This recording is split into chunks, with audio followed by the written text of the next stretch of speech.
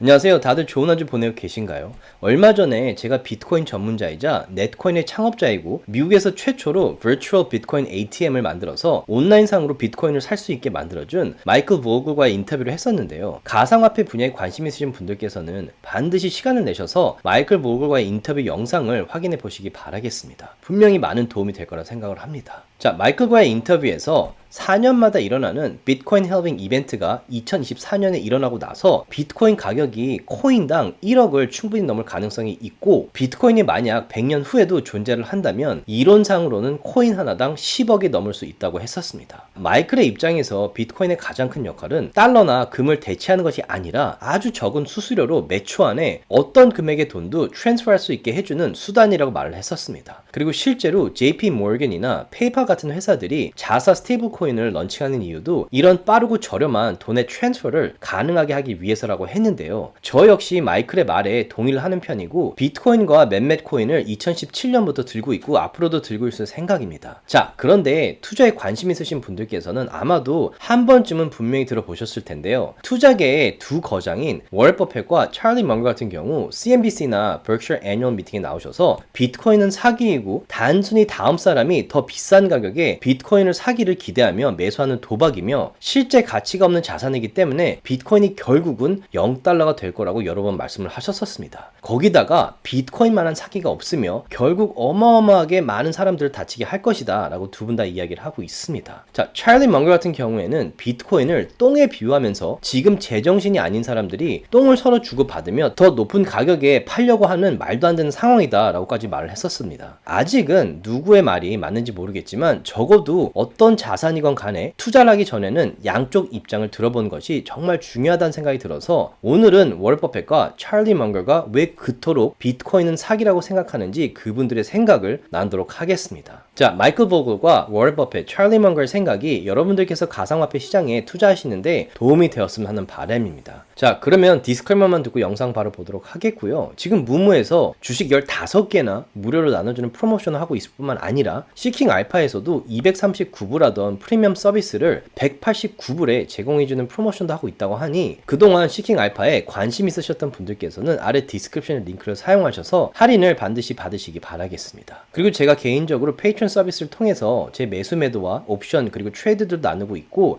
제가 매일매일 마켓에 대한 큰 이슈들이나 중요한 인사이트들 나누는 뉴스레터도 보내고 있는데요. 제 뉴스레터를 받고 싶으신 분들께서는 아래 디스크립션에 뉴스레터 링크를 클릭하시면 되겠습니다. 제가 만든 컨텐츠들은 어디까지나 정보 전달을 위한 영상들이기 때문에 절대 영상만 보시고 주식들을 매수 매도하지 마시기 바라고요.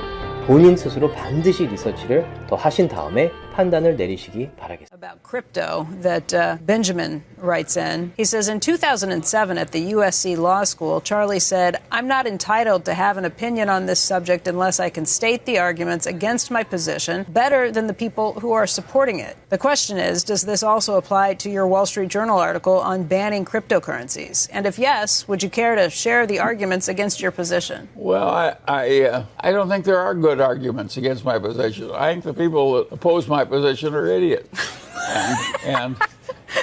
And so I don't think there is a rational argument against my position. This is an incredible thing. Naturally, people like to run gambling casinos where other people lose. And the people who invented this crypto crapo, which is my name for it, sometimes I call it crypto crapo and sometimes I call it crypto shit.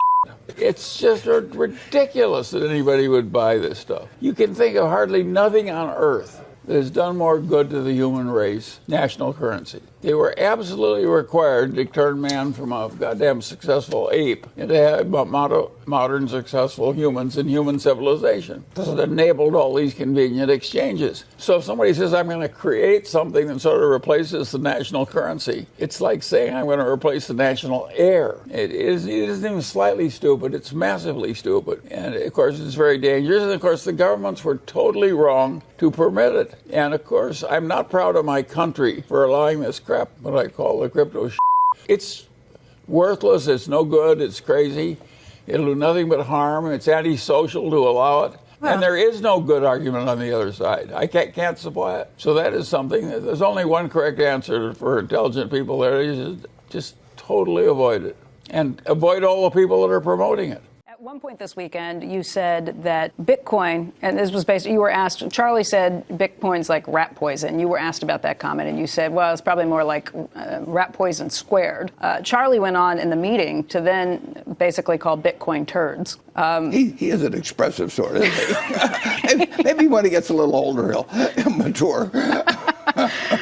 I just want to ask you about that because it sparks so much controversy. And what is it about Bitcoin that gets you guys so fired up? Well, when you buy a farm, you look at the crop every year and what prices are, and you decide whether it was a satisfactory investment. I mean, you look to the asset itself and what it produces for you. When we buy a business, we look at what the business earns and decide how we feel about it in terms of what we paid. But we are buying something that at the end of the period, we not only have what we bought in the first place, but we have something that the asset produced. And when you buy non-productive assets, all you're counting on is whether the next person is going to pay you more because they're even more excited about another next person coming along. But the asset itself is creating nothing. One of the interesting things, for example, is gold. If you go back to the time of Christ, and you look at how many hours of labor you had to give up in order to buy an ounce of gold, and you take it forward to now, you'll find the compound rate maybe 1/10 or 2/10 of 1%.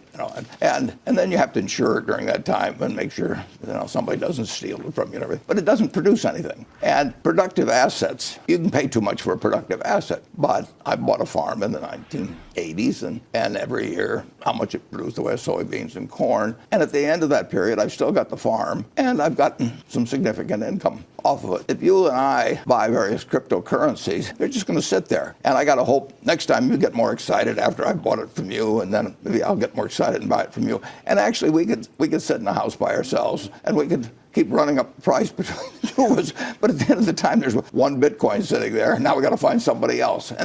And they come to an end. I mean, those. That's a greater fool theory. That's what you're saying. Well, yeah, it's buying something because you expect the pool of people who want to buy it because they want to sell it to somebody else will grow, and it's wonderful because it does create a rising price. Does create more buyers, and people think I've got to get in on this, and it's better if they don't understand it. That's the other thing about non-productive. If you don't understand it, you get much more excited than if you understand it. I mean, if you buy a bond that says it's going to pay you 4% a year, you're not going to get any pleasant surprises. She's going to pay you 4% a year. But if you can have anything you want to imagine. People, they like to speculate. They like to gamble, and if you can get something, particularly if you had something half plausible going on. Mm-hmm. If you had bought gold in 1942 and you say, we might lose the war and we might have to run off to some other country and, so let's put our assets in gold, you would have less than a penny for every dollar you got from owning stocks. Less than a penny. Now, somebody calls that a store of value. I mean, I think they're delusionary. Hey, Warren, related to this issue of Bitcoin, you saw that Goldman Sachs just last week announced that they were going to create effectively a trading operation around cryptocurrencies and Bitcoin in particular. You've been an investor in Goldman. What do you think of their decision to do that? Well, they probably think that lots of people are going to get very excited about it. Well, and maybe already are, but they think there's money to be made trading them. I don't think they're expressing an opinion on the ultimate value. I would be very surprised if the top partners of Goldman are selling their Goldman stock and putting it into Bitcoin. I want to cover this subject now because if people think they're going to make money the next day, if they think somebody else that they know is going to make money and they aren't going to make money, it just draws people in. I could whisper something on this program, and kind of the more sillier it was, the more it might react, because there's no quantitative limits. If you buy a stock, you say, well, I'll buy it at 15 times earnings, but I won't buy it at 20 times earnings. But when you get into something that doesn't produce anything, there's no checkpoints, or there's nothing to reference it to. It's gone up, so it'll keep going. 자, 방금 들으신 대로 워렌 버핏과 찰리 먼거 같은 경우 비트코인은 농장이나 애플, 구글처럼 스스로 발전을 하고 특정 서비스나 제품을 생산하는 것이 아니기 때문에 아무런 가치가 없으며 단지 들고 있으면서 다른 사람이 더 비싼 가격에 사기를 기대하는 사기라고 말씀을 하셨습니다. 비트코인이 달러를 대체할 일은 절대 없을 것이며 주로 투자를 잘 모르고 그 자산에 대한 리서치를 하지 않는 사람들 같은 경우에 잘 모르기 때문에 단순히 비트코인에 대한 상상과 엄청난 기대를 가지고 매수를 한다고 말씀을 하셨습니다. 그리고 리서치를 하지 않고 비트코인에 대해 잘 모르기 때문에 오히려 비트코인에 대한 기대가 엄청나게 크고 기대가 큰 만큼 상당히 흥분되는 투자일 수가 있어서 더 위험하다는 경고를 하시면서 이런 자산들은 결국 0달러가 될 거라고 하시네요. 반면에 마이클 버그 같은 경우에는 비트코인이 달러나 금을 대체할 목적으로 나온 것이 아니며 지금 비싸기도 하고 문제가 아주 많은 돈의 트랜스퍼 과정을 아주 저렴하면서 몇 초 안에 그리고 중간에 해킹 없이 안전하게 진행될 수 있는 수단으로 이용될 거라고 하시면서 지난 100년간 달러의 인플레이션을 분석해 봤을 때 비트코인이 만약 100년 후에도 존재를 한다면 이론상 코인 하나당 10억을 충분히 넘을 가능성이 높다는 의견도 나눴습니다. 자, 누구의 의견이 맞는지는 시간이 지나봐야 알겠지만 양쪽 입장을 다 들어보는 것이 투자하는 데 있어서 아주 큰 도움이 될 거라는 생각에 오늘 영상을 만들게 되었습니다. 이상 오늘은 투자계의 두 거장인 워렌 버핏과 찰리 망거의 비트코인에 대한 생각을 나눠봤습니다. 조금이라도 도움이 되셨다면 주위 분들과 나눠주셨으면 너무 고맙겠고요. 구독과 라이크를 해주시면 더욱 감사하겠습니다.